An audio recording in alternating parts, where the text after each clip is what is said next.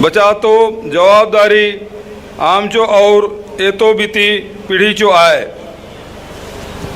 आज गणतंत्र दिवस के पावन अवसर पर मैं सबसे पहले छत्तीसगढ़ में तारी के महान सपूतों अमर शहीद गैन सिंह, शहीद वीर नारायण सिंह, वीर गुंडाधुर का सादर स्मरण करता हूं, जो हमारे आदिवासी समाज से आते हैं। इन वीर जवानों का बहुत बड़ा योगदान हमारे राष्ट्रीय आंदोलन में रहा, जिन्होंने छत्तीसगढ़ के दुर्गम अंचलों में रहकर छत्तीसगढ़ महतारी के मान को भारत माता के सम्मान के साथ जोड़ा। भारत माता के लाखों सपूतों और सुपुत्रियों की शहादत को याद करना हमारा परम कर्तव्य है। मंगल पांडे, भगत सिंह, चंद्रशेखर आज़ाद, राम प्रसाद बिस्मिल, अशफाक उल्ला खां, रानी लक्ष्मीबाई, रानी अवंतीबाई, नेता सुभाष चंद्र बोस, लाल बाल पाल और उनके सहमार्गियों से देश कभी उरीण नहीं हो सकता। बहनों और भाइयों, हमें गर्व है कि हम महान स्वतंत्रता संग्राम सेनानियों और संविधान निर्माताओं के वंशज हैं। हमारे पुरखों ने आज़ादी की लड़ाई में देश की एकता और अखंडता को बनाए रखने के लिए देश में समरसता के मूल्यों और संस्कारों को बचाए रखने के लिए कुर्बानी दी है। जो लोग इस भावधारा से जुड़कर अपने आप को देखते हैं, वे लोग ही हमारी विरासत के महत्व को समझ सकते हैं। इसलिए मैं चाहूँगा कि आप सब नई पीढ़ी को स्वतंत्रता संग्राम और संविधान के मूल्यों से अवगत कराएं। जब तक देश इस संविधान के अनुसार चलता रहेगा, तभी तक हम सबकी और देश की आज़ादी सुरक्षित रहेगी। हमारे संविधान की बदौलत ही हमारा देश लोकतंत्रात्मक गणराज्य कहलाता है। इससे नागरिकों को न्याय, स्वतंत्रता, समता, गरिमा और बंधुत्व का वरदान मिलता है। आधुनिक भारत के संस्कार और स्वरूप को गढ़ने में राष्ट्रपिता महात्मा गांधी, प्रथम राष्ट्रपति डॉक्टर राजेंद्र प्रसाद, प्रथम प्रधानमंत्री पंडित जवाहरलाल नेहरू, प्रथम विधि मंत्री बाबा साहब डॉक्टर भीमराव अंबेडकर, प्रथम उप प्रधानमंत्री तथा गृह मंत्री सरदार वल्लभ भाई पटेल, प्रथम शिक्षा मंत्री मौलाना अबुल कलाम आज़ाद, लाल बहादुर शास्त्री, श्रीमती इंदिरा गांधी, राजीव गांधी जैसे विभूतियों के योगदान को कभी भुलाया नहीं जा सकता। वहीं Pandit Ravishankar Shukla, Thakur Pyarelal Singh, Babu Chhotelal Shrivastava, doctor Khubchand Baghel, Pandit Sundarlal Sharma, doctor E Raghavendra Rao, Kranti Kumar, barrister Chhedilal, Lochan Prasad Pandey, Yati Yatinlal, doctor Radhabai, Pandit Vaman Rao Lakhe, Mahant Laxmi Narayan Das, Anant Ram Barchhiya, Maulana Abdul Rauf Khan, Hanuman Singh, Rohini Bai Pargania, Kekti Bai Baghel, Shrimati Belabai, Indru Kewat, Udayram Verma, Khilawan Singh Baghel, Ghasiya Mandal, Bansilal Baghel, Ramlal Verma, Ayodhya Prasad Kashyap, Dorilal Baghel, Sakharam Tiwari, Khubiram Kashyap, Ramakant Dubey, Ram Prasad पोटई, Dhaniram Verma, Parasram Soni, लाल कालेंद्र सिंह, हेमा माझी, ध्रुवाराम माड़िया, अश्वाराम वर्मा, केजऊ कोटवार, दौलतराम साहू, रामेश्वर वर्मा, चुनगुराम वर्मा, लखन राम वर्मा, शिरा सिंह निर्मल जैसे अनेक स्वतंत्रता संग्राम सेनानियों ने राष्ट्रीय आंदोलन में छत्तीसगढ़ की सक्रिय भागीदारी सुनिश्चित की थी। मैं इन सभी को सादर नमन करता हूं। बहनों और भाइयों, हमारे संविधान में लिखी गई इबारतों को बहुत ही साफ मन से और न्याय के अटूट इरादों से ही समझा जा सकता है। मुझे खुशी है कि विरासत में हमें न्याय के लिए जो अडिग साहस मिला है, उसी को हमने अपनी सरकार का मूल मंत्र बनाया है। सबसे कमज़ोर तबकों को सबसे पहले और सबसे ज़्यादा तवज्जो देकर न्याय दिलाना हमने अपना प्रथम कर्तव्य माना है, जिसके कारण हम बिना किसी संशय के विगत 4 वर्षों से छत्तीसगढ़ महतारी की सेवा पूरी लगन से कर पा रहे हैं। मेरा मानना है कि जनता को अधिकार और न्याय दिलाने के लिए शासन प्रशासन को पूरी तरह पारदर्शिता, संवेदनशीलता, नाकाम परिपाटियों में बदलाव के साहस के साथ काम करना पड़ता है। किसी मसले को उसकी समग्रता में देखते हुए उसके हर आयाम को लेकर समुचित व्यवस्था करनी पड़ती है। इसी तरीके से हमने काम किया और बड़ी सफलताएं हासिल की है। हमें विश्वास था कि छत्तीसगढ़ राज्य गठन से आदिवासी बहुल अंचलों के अनमोल संसाधनों का लाभ स्थानीय जनता को देने के लिए नए रास्ते बनेंगे, लेकिन विडंबना है कि ऐसा नहीं हो पाया था। बड़े निवेश लाने के नाम पर हसीन सपने दिखाए जाते थे, न निवेश हुआ न सपने पूरे किए गए। हमने यह साबित किया कि बड़े निवेश के नाम पर आदिवासी अंचलों के विकास को रोके रखना कदापि उचित नहीं था। प्राकृतिक संसाधनों, वन संसाधनों और स्थानीय मानव संसाधन की शक्ति से भी बड़ा बदलाव किया जा सकता है। राज्य सरकार में आने के बाद हमने पहले दिन से बदलाव के लिए ईमानदार प्रयास शुरू किए, जिसका नतीजा आप सबके सामने है। आपको याद दिलाना चाहूँगा कि आज़ाद भारत में आम जनता को जितने भी महत्वपूर्ण अधिकार दिलाए गए, न्याय देने के काम किए गए, वे सब स्वतंत्रता आंदोलन का नेतृत्व करने वालों और उनके वंशजों की बड़ी सोच के कारण संभव हुआ। वन अधिकार अधिनियम भी ऐसा ही कानून है जो हमारे नेताओं ने देश में लागू किया था, जो अनुसूचित जनजातियों एवं परंपरागत वन निवासियों की जिंदगी संवार सकता था। लेकिन प्रदेश में इस कानून का अमल सही इच्छा शक्ति से नहीं हुआ था। वन अधिकार के दावे को बड़े पैमाने पर खारिज किया गया था और उनके प्रावधानों को लागू नहीं किया गया था। आज मुझे यह कहते हुए खुशी है कि हमने सिर्फ 4 वर्षों में वन अधिकार पत्रों के तहत दी गई भूमि को 11 लाख से बढ़ाकर 40 लाख हेक्टेयर कर दिया है। सामुदायिक वन संसाधन अधिकार पत्र तथा नगरीय क्षेत्र में वन अधिकार पत्र देने की पहल प्रदेश एवं देश में पहली बार हमने किया। इस तरह अनेक प्रयासों से हमने 5 लाख से अधिक परिवारों को निश्चितता से उभारा, रोजगार और विभिन्न योजनाओं का लाभ दिलाया। हमने विभिन्न जनहितकारी योजनाओं के लिए वन अधिकार पत्रधारियों को पात्रता दी है। वन अधिकार अधिनियम के प्रभावी क्रियान्वयन हेतु 13,586 ग्राम स्तरीय वन अधिकार समिति के साथ उपखंड एवं जिला स्तरीय समितियों का गठन किया गया।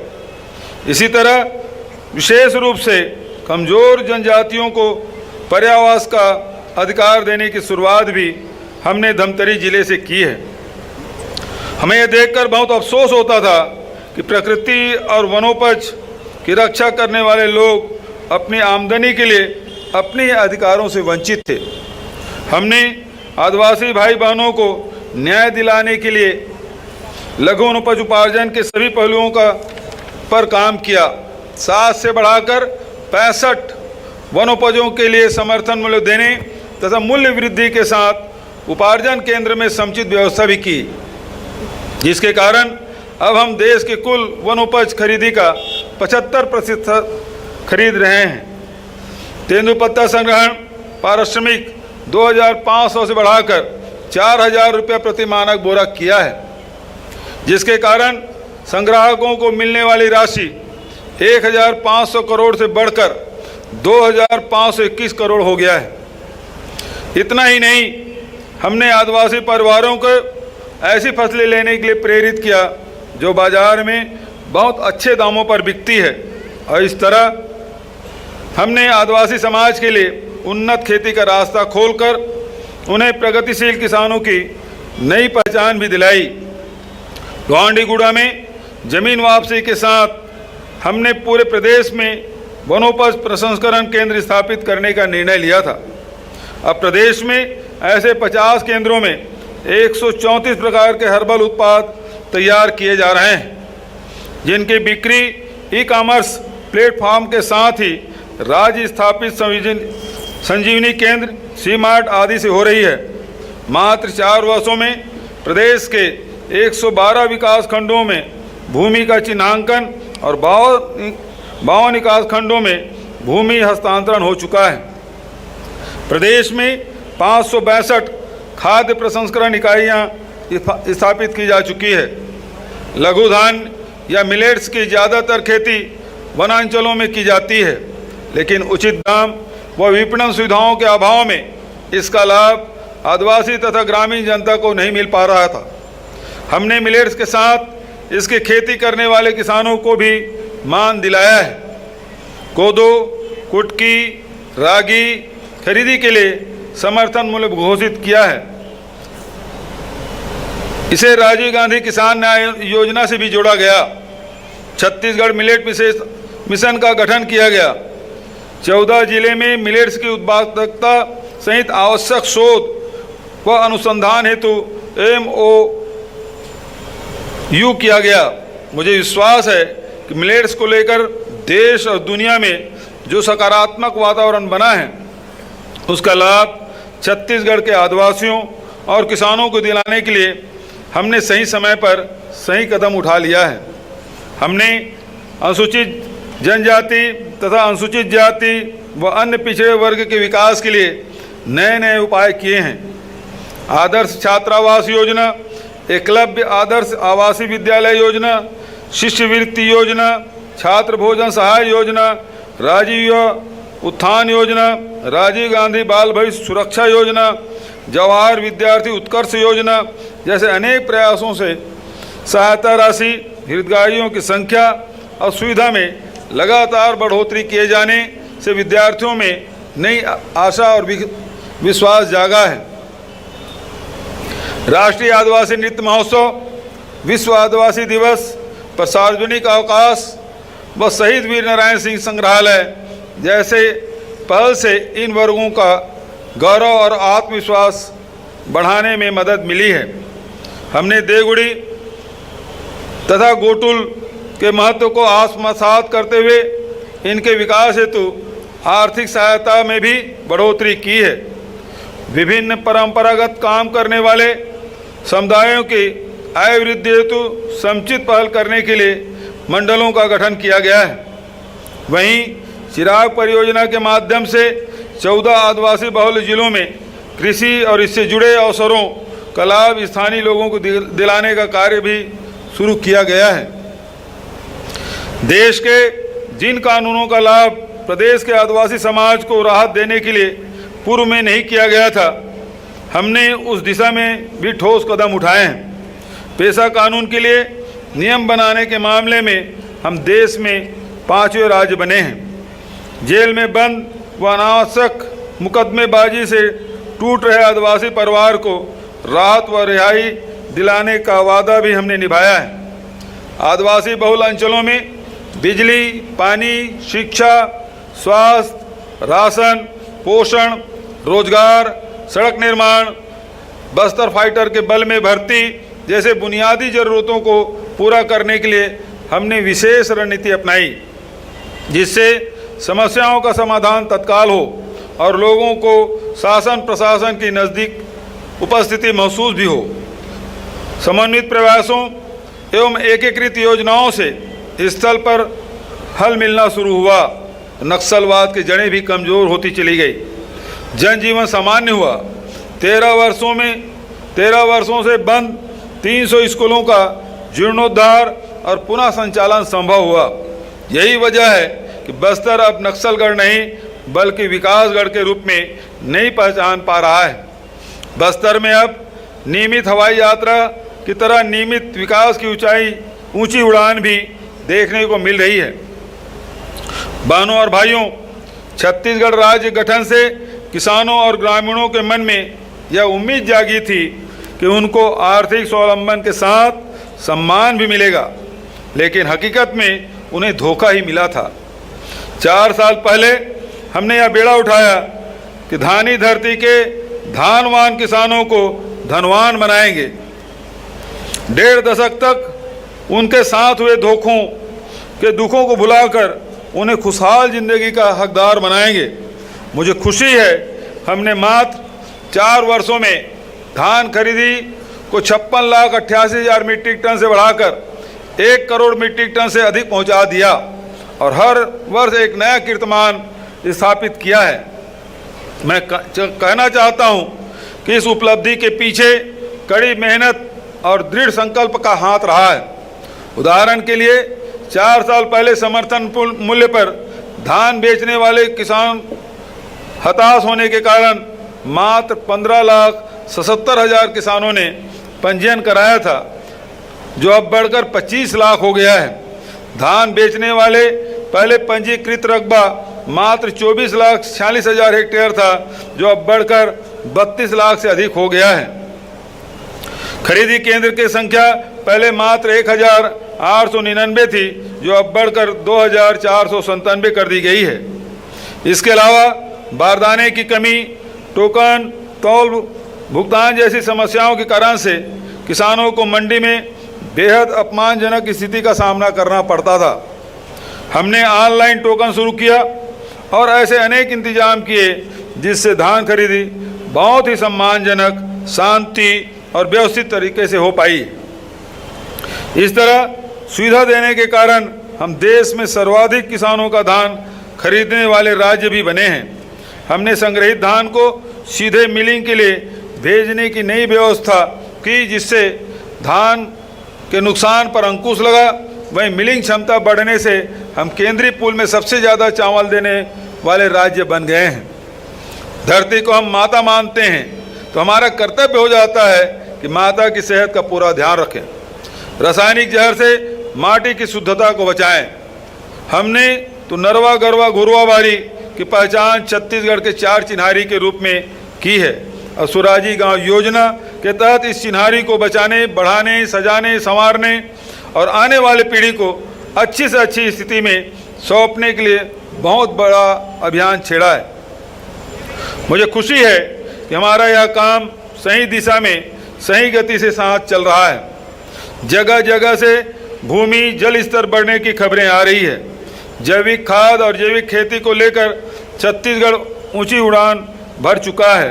लगभग 28 लाख क्विंटल वर्मी कंपोस्ट के उत्पादन से हमारे गौठानों ने ऐसा बड़ा कीर्तिमान बनाया है कि जिसके सामने बड़ी बड़ी कंपनियां कहीं नहीं ठहरती। गौठान को हमने सामाजिक आर्थिक गतिविधियों का केंद्र बनाने का लक्ष्य रखा था। 11,267 गौठान निर्माण की स्वीकृति, 9,716 गौठानों का निर्माण, 4,000 से अधिक गौठानों का स्वावलंबी होना और 300 से अधिक गौठानों में रूरल इंडस्ट्रियल पार्क का शिलान्यास हो जाना अपने आप में सफलता की पूरी कहानी है। मुझे कहते हुए खुशी है कि हम स्वावलंबी गांव तथा गांव को सक्षम गणराज्य बनाने का सपना देखने वाले अपने पुरखों महात्मा गांधी, पंडित जवाहरलाल नेहरू की उम्मीदों पर खरे उतर रहे हैं। हजारों गौठान जब रूरल इंडस्ट्रियल पार्क के रूप में गांव में ही गोबर से बिजली बनाएंगे, पेंट सहित विभिन्न आवश्यक चीज़ों का उत्पादन करेंगे, तेल मिल, दाल मिल, आटा मिल, मिनी राइस मिल जैसे हजारों छोटी छोटी औद्योगिक इकाइयों को चलाएंगे, तो इससे हमारे गांव में जो ताकत पैदा होगी उसका अनुमान लगाकर मैं असीम आनंद की अनुभूति करता हूं। मैं इसे अपने सार्वजनिक जीवन और अपने सरकार की सबसे बड़ी उपलब्धि में शामिल करता हूं। इन्हीं प्रयासों के एक घटक हमारी गोधन न्याय योजना से न सिर्फ पशुधन विकास को नई ऊंचाई मिली, बल्कि गोबर के सांस्कृतिक महत्व के साथ ही आर्थिक महत्व को भी रेखांकित करने में बड़ी सफलता मिली है। इस योजना से प्रदेश के 3 लाख से अधिक लोगों को आय का नया जरिया मिला और अब तक 362 करोड़ रुपये से अधिक की आय भी हुई है, जिससे हितग्राही परिवार अपने आवास, वाहन, स्वास्थ्य, जीवन स्तर उन्नयन, मांगलिक कार्य, स्थायी संपत्तियों का निर्माण, आजीविका के साधनों के विकास जैसे अनेक काम कर पा रहे हैं, जिससे हितग्राहियों के बड़े उत्साह और उद्यमता से भी विकास का नया वातावरण बना है। हमने किसानों तथा अन्य जनहितकारी योजनाओं के लिए हमने कौशल्या मातृत्व सहायता योजना शुरू की। इसी तरह बाल कोष, बाल सक्षम नीति, मिशन वात्सल्य सहित छत्तीसगढ़ महिला कोष, नव अभियान, सक्षम योजना, सखी वन स्टाफ सेंटर जैसी अनेक योजनाओं से नारी शक्ति को मजबूत किया जा रहा है। खाद्य सुरक्षा से पोषण सुरक्षा की ओर बढ़ते हुए हमने स्थानीय खान पान की विशेषताओं को और रुचियों का विशेष ध्यान रखा है, जिसे सकारात्मक नतीजे प्राप्त हुए। पोषण सुरक्षा के लिए आयरन फोलिक एसिड युक्त फोर्टिफाइड चावल का वितरण अभी 12 जिलों, मध्याह्न भोजन योजना तथा पूरक पोषण आहार योजना हेतु किया जा रहा है। मैं घोषणा करता हूं कि अप्रैल 2023 से सभी जिलों में पीडीएस के राशन कार्डधारियों को फोर्टिफाइड चावल का वितरण प्रारंभ किया जाएगा।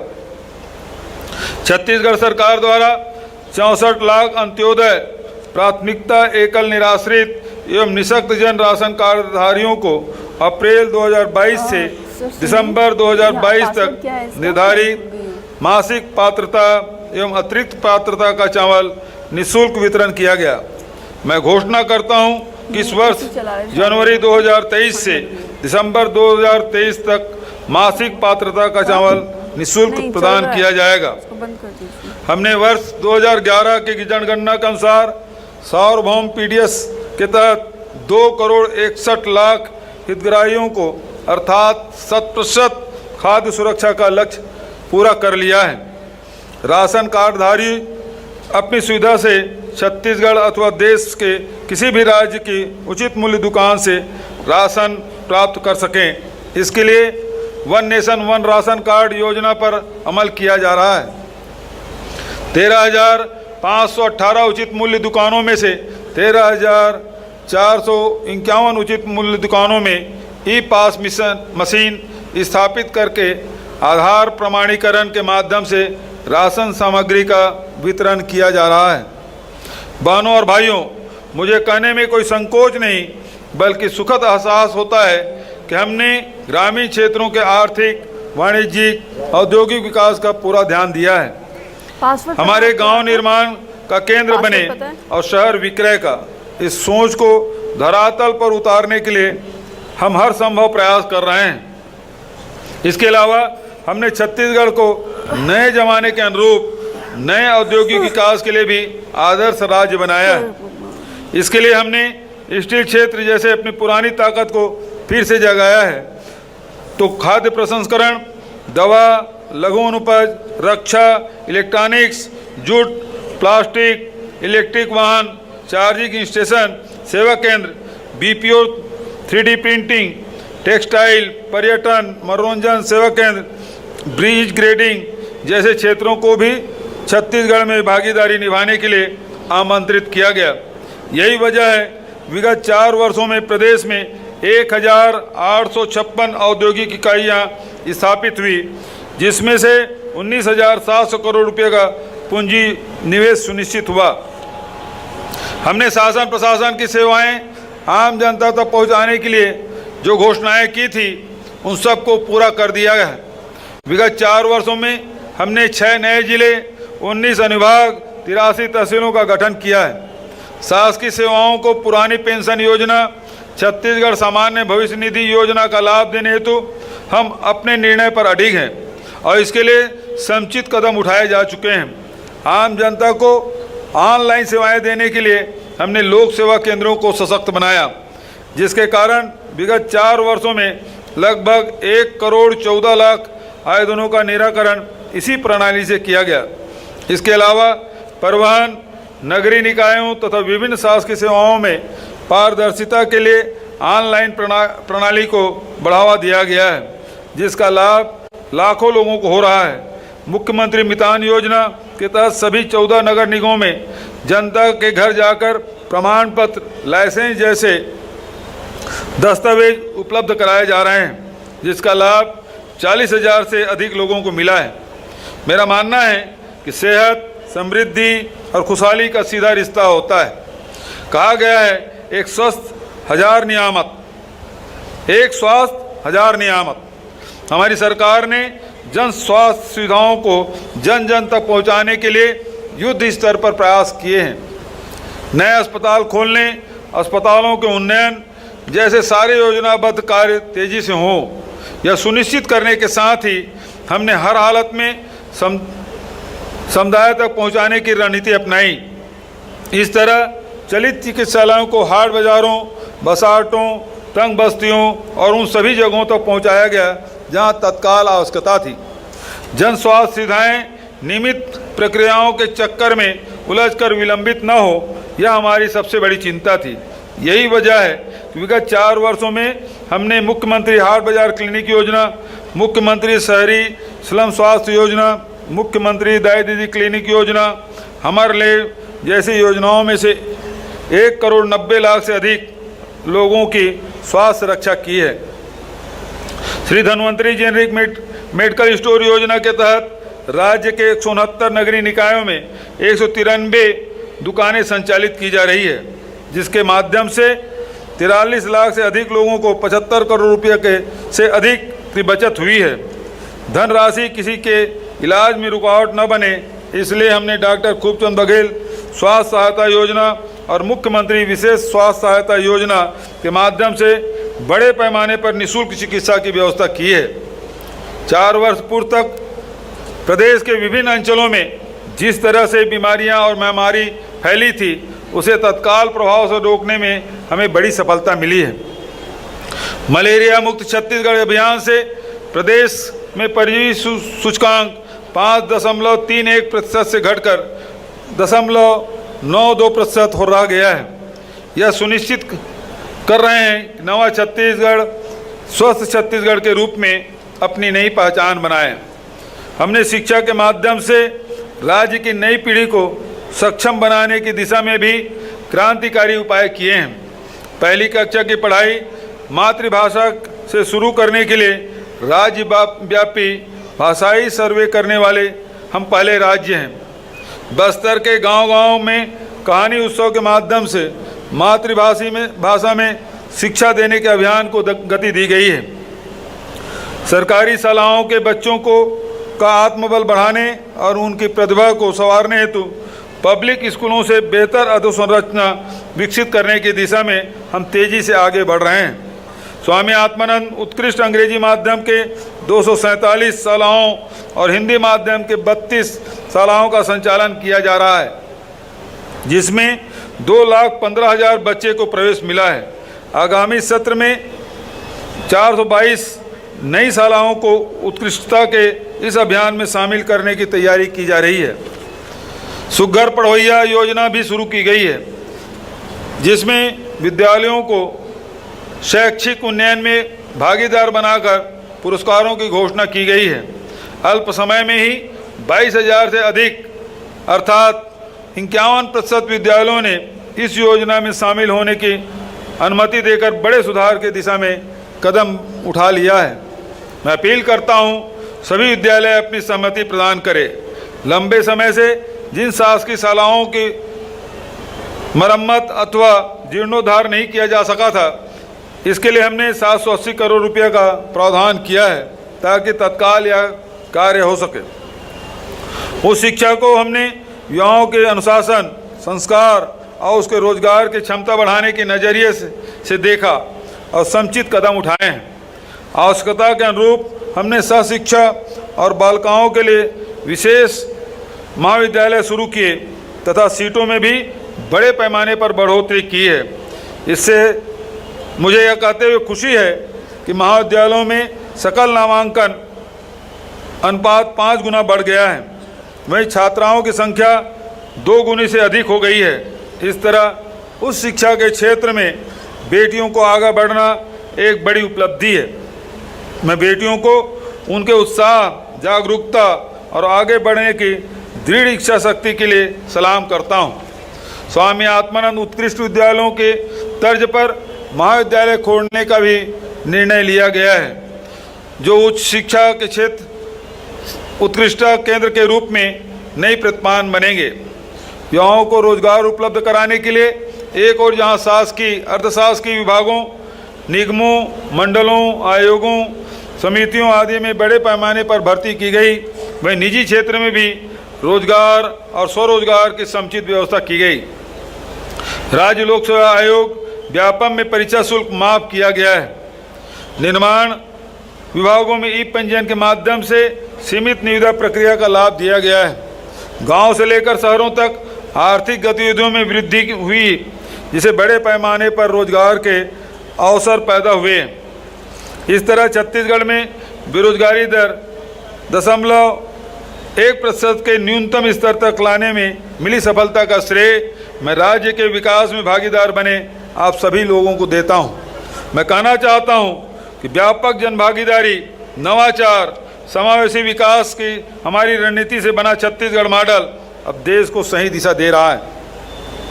मैंने पहले भी कहा है, विकास का हमारा मॉडल सजावटी और दिखावटी न होकर बुनियादी आवश्यकताओं को पूरा करते हुए जन जन को सशक्त बनाने वाला होगा। पहले छत्तीसगढ़ मातारी की प्रतिमा, उनका चित्र, राजगीत, राजकीय प्रतीक, छत्तीसगढ़िया एकदम से पारंपरिक ग्रामीण खेलों के प्रति चेतना जगाने और आपसी सद्भाव को मजबूत बनाने में हमें अपार सफलता पे अंदान देने की नई योजना लाई जाएगी। छत्तीसगढ़ की जनता के अगाध आस्था भांचा राम माता कौशल्या में है। मैं घोषणा करता हूं, छत्तीसगढ़ माता कौशल्या की धरती है, अतः मैं प्रतिवर्ष चंदखुरी में कौशल्या महोत्सव आयोजन करने की घोषणा करता हूं।